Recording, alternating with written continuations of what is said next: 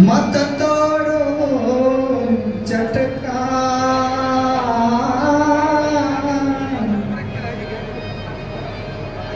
टूटे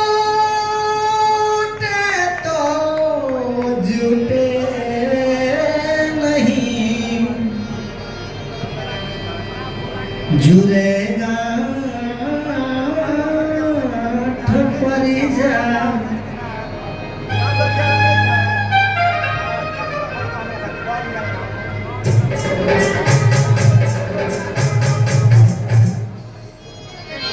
कई क्रांतिकारी संत जनों का दोहा संग्रह है जो आपस में भाईचारे को जोड़ता है। हमें अपने मकसद में आगे प्रेरित करते हैं। इसके बावजूद भी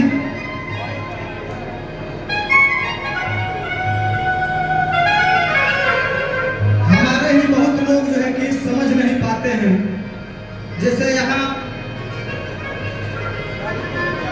वरीय पदाधिकारीगण लोगों द्वारा ये इतनी अच्छी उपदेश दी गई, फिर भी हम ग्रहण नहीं करें तो ये हमारी जो है मूर्खता है। इस बात को जो है कि हमारे संत शिरोमणि कबीरदास जी भी लिखते हैं, मूर्खना को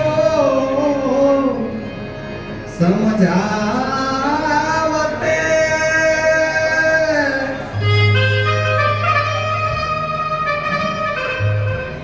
गाठी ज्ञान है